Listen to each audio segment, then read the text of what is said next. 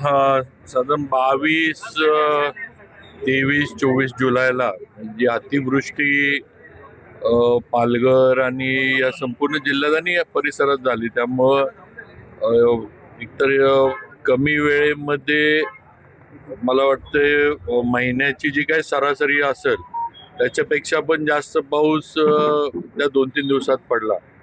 आणि एकंदरच परिस्थिती आपण इकडची सगळी त्यावेळेला टीव्हीवर बघत होतो. हे रस्ते, लाईट, मोबाईल नेटवर्क, रेल्वे हे सगळंच बंद होतं, एवढं पाणी सगळीकडे झालं होतं. आणि अशा याच्यामध्ये PWDचे पण काही रस्ते यामध्ये म्हणजे नुकसान त्याचं झालं. काही ठिकाणी जे जुने पाईप ड्रेनचे पूल होते, त्याला आपण मोऱ्या म्हणतो, ते वाहून गेले.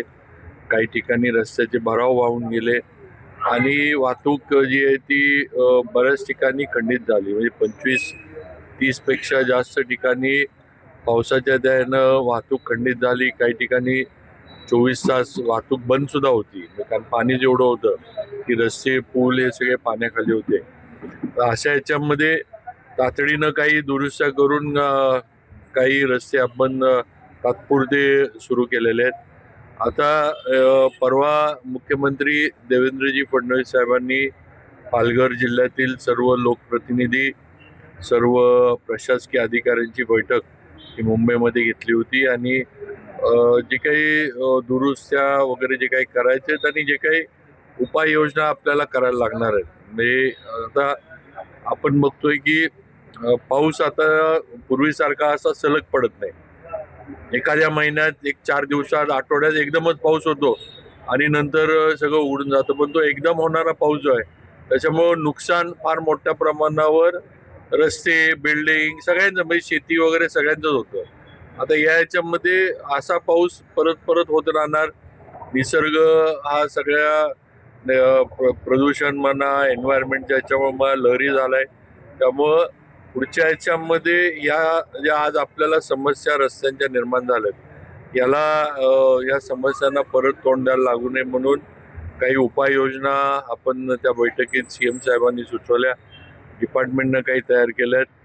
अनेक ठिकाणचे जे पाईप ड्रेन आहेत ते म्हणजे ते पाईप ड्रेन बंदच करून टाकायचे आणि स्लॅबचे पूल जे उंच असतात ते करायचे, म्हणजे उद्या येणारं पाणी जे आहे ते खालच्या खालनं निघून जाऊ शकतं. पाईप ड्रेनमध्ये प्रॉब्लेम काय होतो आपल्याला माहिती आहे की दगडं, माती, कचरा येऊन अडकला आणि पाणी वरनं प्रेशरनं आलं की ते सगळं पाईप सकट सगळं निखळून घेऊन जातं. त्यामुळं आता स्लॅबचे बांधकाम जे आपण म्हणतो, कन्स्ट्रक्शन करून स्लॅबचेच पूल करायचे.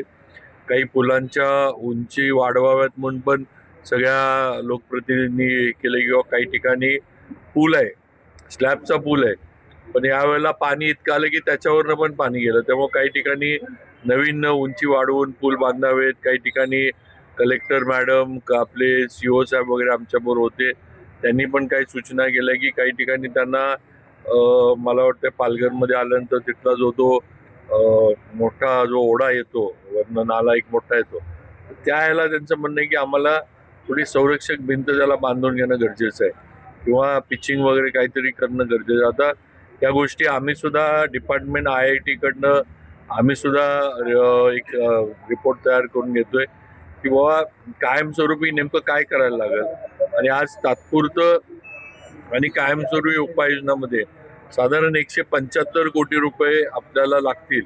आणि एवढा खर्च या दोन्ही तात्पुरत्या दुरुस्त्या आणि कायमस्वरूपी याच्यावर संपूर्ण झालेल्या रस्त्यांवर, पुलांवर आम्हाला करायला लागेल. तशी आम्ही तरतूद वगैरे करायला आम्हाला सूचना मुख्यमंत्री महोदयांनी दिल्यात. तशी आम्ही करून आता लवकरच कामं जी आहेत ती आम्ही हाती घेतो. सर, तलवार संबंधित अधिकारी आहेत जेव्हा PWDचे, त्यांच्यावरती विशेषतः रोष पाहायला मिळतो, कारण की अनेक गावपाडे अनकनेक्टेड असताना सुद्धा मोठ्या प्रमाणावर या ठिकाणी भ्रष्टाचार होतो, टेंडर मॅनेज होतात आणि ह्याला सर्व ठेकेदार आणि तिथले जे संबंधित अधिकारी आहेत ते जबाबदार असल्याची वारंवार आरोप जो होतोय तो केला जातो. आता मध्यंतरी याच्यामध्ये जे जे आपल्या समोर अशी प्रकरणं आली, आपण ताबडतोब त्यांच्यावर कार्यवाही केली. आपण कोणालाही भ्रष्टाचारामध्ये किंवा चुकीच्या पद्धतीनं काही नेक्सस वगैरे करून हे करणारे जे कोणी अधिकारी, आपण कोणाची गय केली नाही. आपण तातडीनं कार्यवाही केल्यात, सस्पेंड केलेत, काहींच्या इन्क्वायऱ्या आपण हे केल्यात. आता आपला पालघरचा वेगळा विभाग पण आपण PWDनं मान्यता दिली आपल्या विभागाला. तर त्याचं थोडं फायनान्सकडची मान्यता राहिले ते झाले की आपला पालघरचा विभाग सुद्धा जे आहे ते आपला वेगळा होईल. आणि नक्कीच अधिकाऱ्यांनी काम चांगलं केलं पाहिजे याबाबत आमची सगळ्यांना पहिल्यापासून सूचना आहे. पण अशा पद्धतीनं अजून सुद्धा कोण अधिकारी लोकप्रतिनिधी नेहमी मला भेटत असतात. अजून सुद्धा कोणाकडनं काय आलं, कुठं अधिकारी मुद्दामून किंवा काही चुकीच्या गोष्टींना जर हे घालण्याचा प्रयत्न करत असतील, खतपाणी घालण्याचा प्रयत्न करत असतील, तर त्यांची हे चौकशी म्हणा किंवा बदली बाहेर करणं या गोष्टी विभागाकडनं केल्या जातील. त्यात कोणाची गय केली जाणार नाही. एजन्सीवरती कारवाई करण्यात येते, मात्र ते ठेकेदार दुसरं एजन्सीचं नाव बदलून पुन्हा कामं घेत आहेत. अशांवरती काय कारवाई? आता ह्यात काय माहिती का, कारण ह्या कायद्याच्या पळवाट आहेत थोड्या. आणि तुम्ही म्हणताय हे आम्हाला पण अनेक वेळेला अडचणी विभाग म्हणून आमच्या पुढं पण येतात. ब्लॅकलिस्ट करायचं म्हणलं की एक कंपनी ब्लॅकलिस्ट केली की दुसरी कंपनीच्या ह्याच्यावर किंवा दुसऱ्या फर्मच्या ह्याच्यावर काम घ्यायचं. आता हे थोडं कायद्यामध्ये ही पळवाट आहे, हे आपण म्हणताय ते आम्हाला पण मान्य आहे. पण शेवटी आम्ही पण थोडं म्हणजे अजून कशा पद्धतीनं या पळवाटा बंद करता येतील किंवा आता ही इथली सुद्धा आता आपण ही जी कामं घेणार आहे, आता ही कामं घेताना पण आपण या पद्धतीनं जो पाऊस होतो किंवा आपल्या विभागात असं पण पावसाचं प्रमाण नेहमीच जास्त असतं. व थोडे आता पुढचे पण रस्ते जे आपण करतोय ते नेहमीचे जे आपले पॅरामीटर्स आहेत ते सोडून जास्त काय म्हणायचं त्याचा दर्जा अजून चांगला कसा राहील, त्याचे पॅरामीटर्स अजून हेवी ज्याला आपण म्हणू, असे करून पुढचे रस्ते करायचं आमचं नियोजन आहे.